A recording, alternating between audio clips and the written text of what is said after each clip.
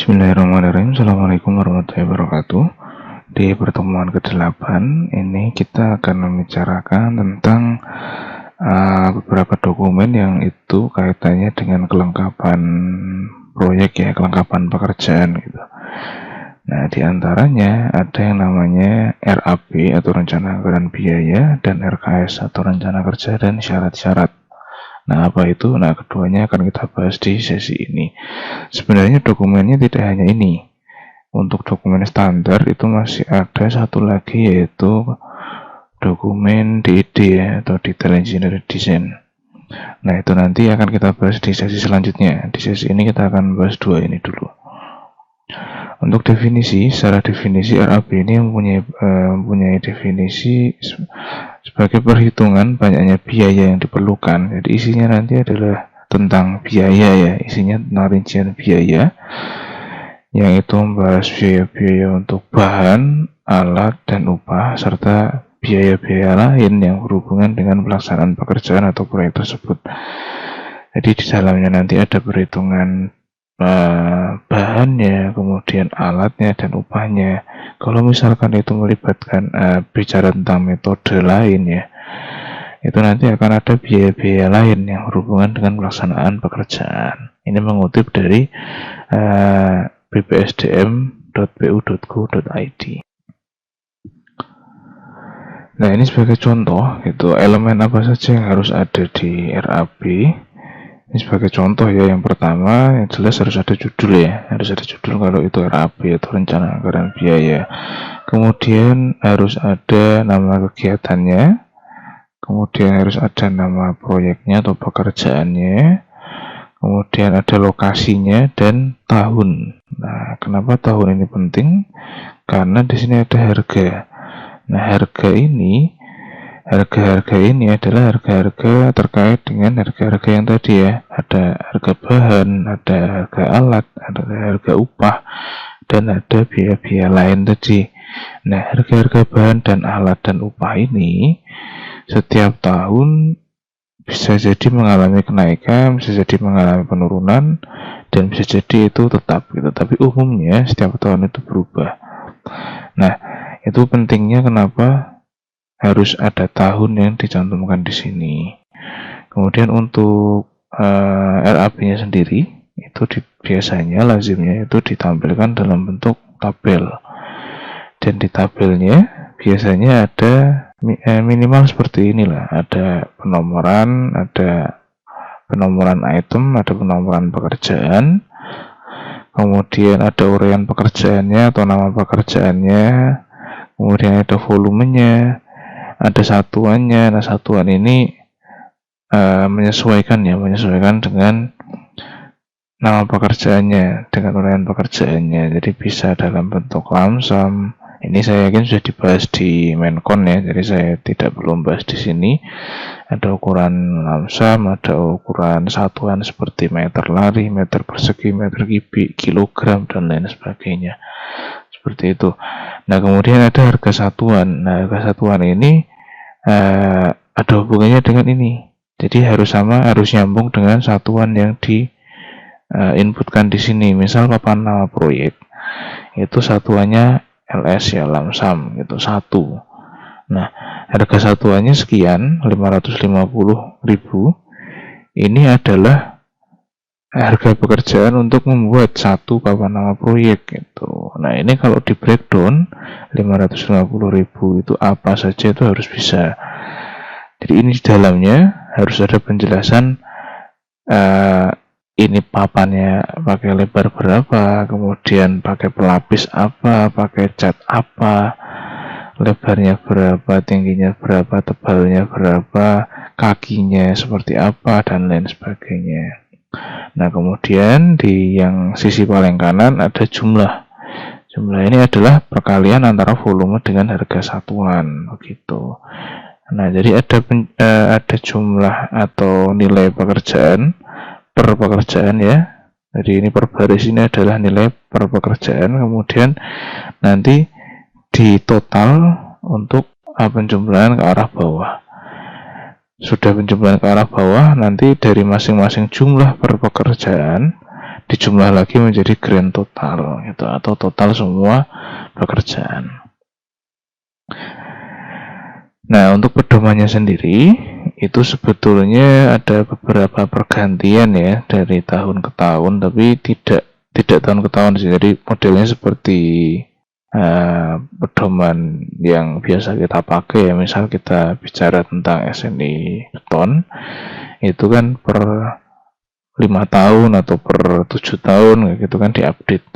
Ini sama juga. Jadi untuk perhitungan analisis harga satuan pekerjaan yang berlaku sekarang, yang terakhir, itu mengacu ke Permen PU nomor 28 PRTM tahun 2016. Ini bagian depannya seperti ini. Nah, jadi isinya adalah pedoman perhitungan yang itu isinya adalah koefisien-koefisien. Ini contoh saja, misalkan pekerjaan pembesian 10 kg dengan besi polos atau besi ulir. Nah, di dalamnya ini ada tenaga, bahan, peralatan, kemudian ada overhead dan profit, dan nanti di akhir sini adalah jumlahnya gitu. Jadi untuk pekerjaan pembesian setiap 10 kilo itu nanti bisa diketahui angkanya di sini. Nah, yang pertama terkait tenaga, saya yakin ini sudah dibahas di Menkon ya, jadi saya mereview saja. Jadi untuk pekerjaan setiap 10 kilo itu kita hitung berapa pekerja yang dibutuhkan gitu. Dan satuannya orang hari, 1 orang 1 hari begitu. Nah, untuk mengerjakan 10 kilo pembesian itu melibatkan pekerjanya 0,07. Kemudian tukang besinya 0,07. Cara membacanya supaya tidak bingung karena ini satuannya orang hari ya. Jadi untuk mengerjakan 10 kg pembesian atau pembesian sebanyak 10 kg besi atau baja gitu dalam 1 hari itu butuh, kalau ini bisa dipotong-potong ya pekerjanya itu 0,07 gitu. Atau kalau dibalik, jadi satu pekerja itu butuh waktu 0,07 hari. Tapi hari di sini ini bukan hitungan 24 jam ya. Hari di sini adalah jam kerja. Jadi kalau jam kerjanya 8 jam ya berarti 0,07 kali 8 jam. Itu waktu yang dibutuhkan untuk satu orang pekerja mengerjakan pembesian sebanyak 10 kg besi. Nah, dalam satu pekerjaan ini itu melibatkan ini semua. Ada pekerja, ada tukang besi, ada kepala tukang, dan ada mandornya. Dan koefisiennya ini beda-beda. Semua item ini, semua tenaga ini bekerja bersamaan untuk menyelesaikan satu pekerjaan ini. Kemudian ada bahan ya, bahan cukup jelas ya. Besi betonnya 10,5 kilo ini dilebih karena biasanya kan tidak bisa bersih untuk material, pasti ada lebihannya. Kemudian ada kawat beton atau bendrat, peralatan di sini kosong. Nah, berikutnya kita input harga satuannya. Jadi untuk pekerja itu misalkan 85.000 kita input di sini. Untuk tukang itu misalkan 100.000 kita input di sini. Nah, nanti kita untuk jumlah harganya kita kalikan 85.000 dikali 0,07 dapat berapa. Kemudian yang tukang 100.000 kali 0,07 dapat sekian ribu. Nah, semuanya seperti itu kita perlakukan sama seperti itu, termasuk untuk yang material. Jadi kita lihat per ininya ya, besi beton per kilogram gitu, misalkan 11.000 atau 13.000. Nah, di sininya nanti 13.000 dikalikan 10,5 dan seterusnya. Nanti kita akan mendapatkan angka di sini, kemudian dijumlahkan menjadi di sini jumlah A plus B plus C. Nah, berikutnya ada overhead dan profit. 15% itu adalah maksimum. Ini nilai maksimumnya. Jadi kita bisa ambil 15% atau di bawahnya. Nah, tapi lazimnya itu 10% gitu kan. Nah, misalkan katakanlah ini kita ambil 10% dikalikan dengan angka hasil penjumlahan tadi, maka akan didapatkan satu nilai kan, 10%-nya dari ini. Nah, berikutnya harga satuan pekerjaan itu adalah penjumlahan angka ini tadi ditambah dengan 10% untuk overhead dan profitnya tadi. Jadi 10% atau maksimum 15% lah gitu. Nah, itu contohnya, itu contoh untuk pekerjaan pembersihan 10 kg. Kalau misalkan kita bicara beton ya, membuat 1 meter kubik beton gitu. Nah, 1 meter kubik beton dengan mutu 21,7 MPa. Ini contoh tadi yang pekerjaan ringan ya, artinya kecil gitu. Nah, ini contoh pekerjaan yang agak besar. Jadi untuk membuat 1 meter kubik beton, 1 meter kubik beton itu supaya bisa membayangkan adalah lebarnya 1 meter, panjangnya 1 meter, tingginya 1 meter. Jadi kubus bentuknya.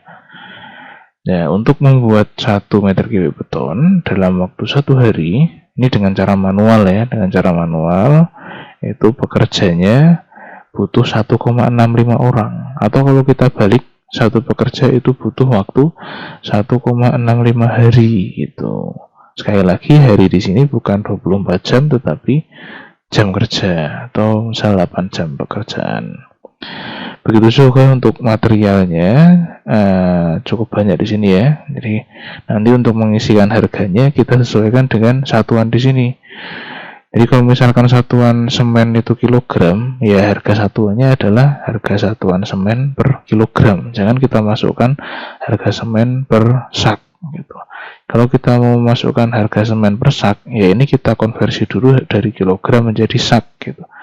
Jadi harga di sini adalah harga untuk satuan ini gitu. Jadi harus sesuai dengan satuan yang di sini.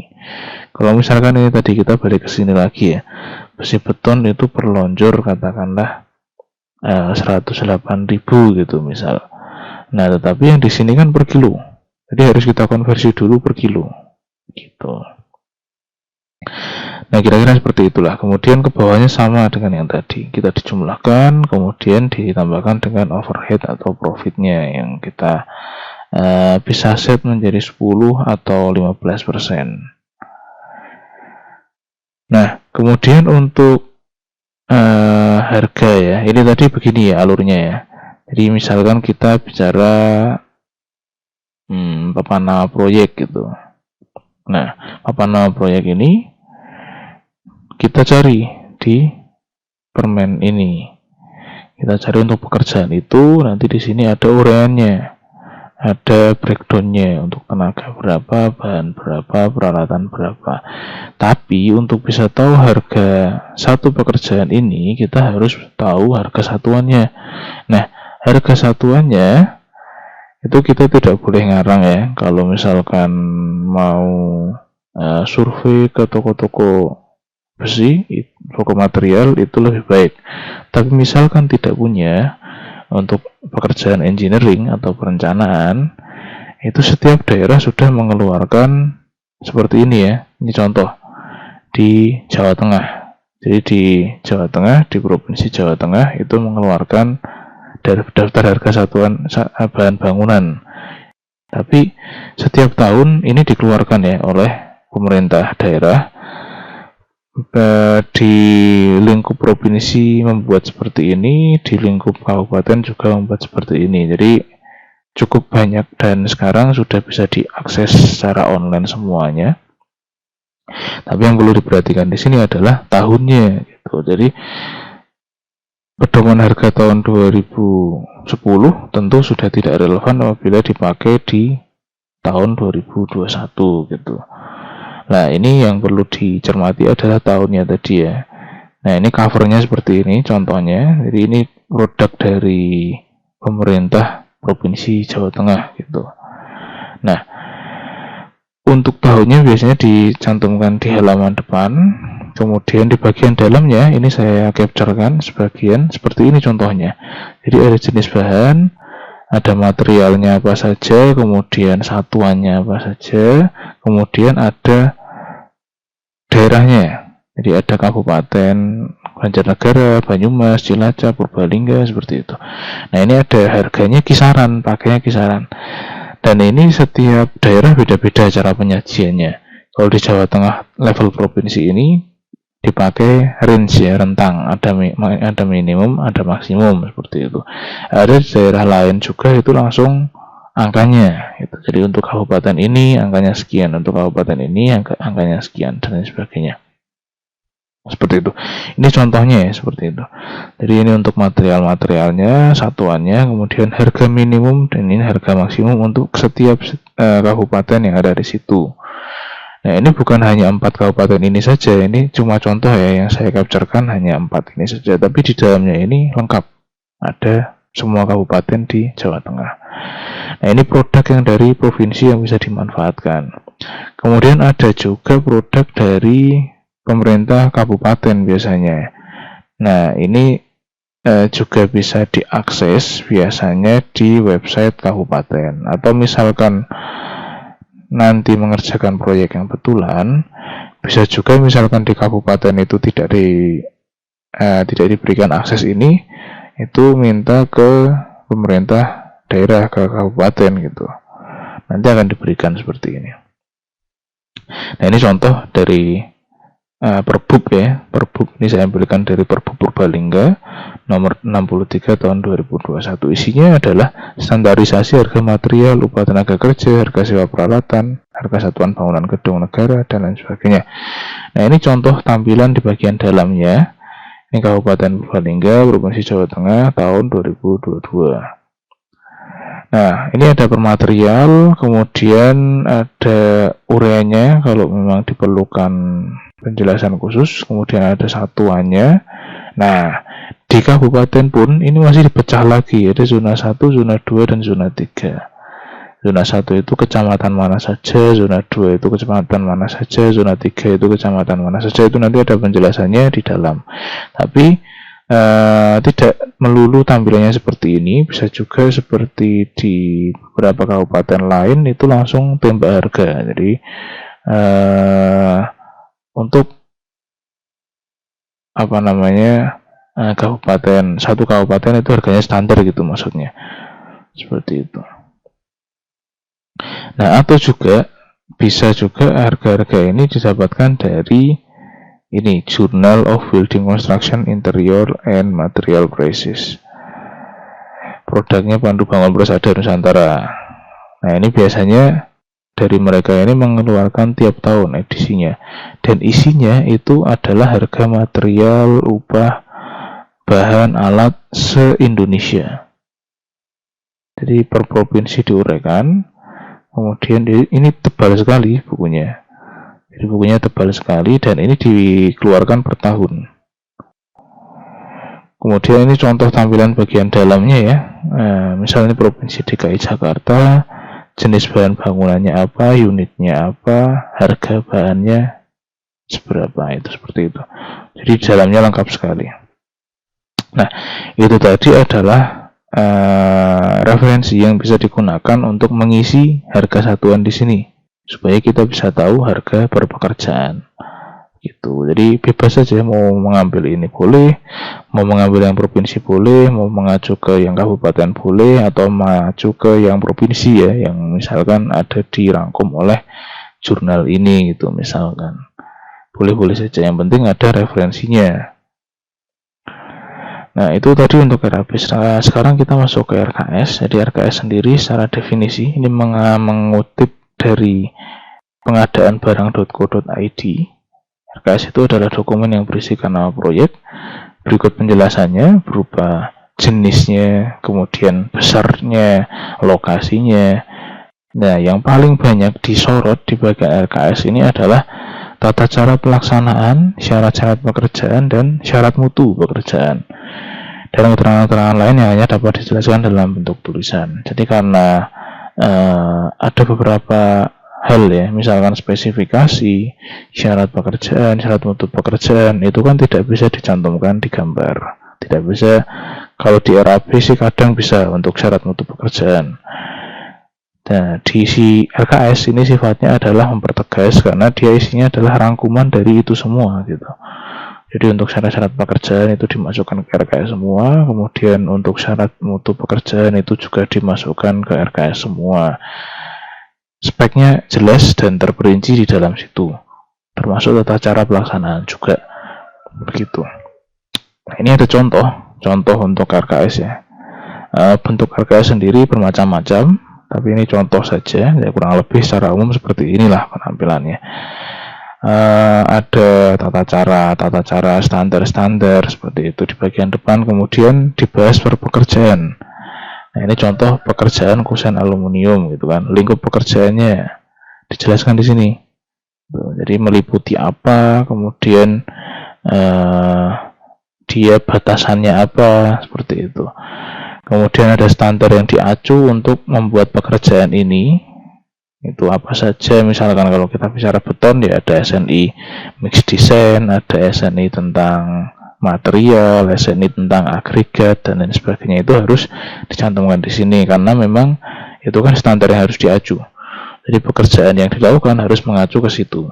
Nah, tapi standar-standar itu kan tidak bisa dituangkan di RAB atau tidak bisa dituangkan dalam gambar karena terbatas lahannya. Jadi kita satukan semua informasi itu di dalam dokumen RKS ini gitu. Kemudian material gitu ya. Nah, material ini didetailkan untuk spesifikasinya ada di RKS. Misalkan kita bicara pekerjaan kusen aluminium yang digunakan ini, jadi di sini diuraikan bahannya apa, dari bahan aluminium framing system seperti YKK, Alkan. Nah, ini merek ini sudah mengacu ke merek ya. Dan tidak apa-apa untuk disebutkan di dalam RKS-nya. Kemudian bentuk profilnya sesuai soft drawing yang disetujui perencana atau konsultan pengawas. Jadi ini merujuk ke dokumen gambar gitu. Warna profil, lebar profil, warnaan, nilai deformasi. Jadi informasi detail itu dicantumkan dalam RKS. Seperti itu. Nah, ini contoh saja. Ini terkait ketahanan, kemudian terkait aksesoris, terkait ini harus mengacu ke detail gambar dan lain sebagainya. Itu semuanya dicantumkan dalam RKS dalam bentuk tulisan supaya spesifikasi dan syarat mutu dan standar itu tidak jauh dari yang sudah dirancang sebelumnya. Seperti itu.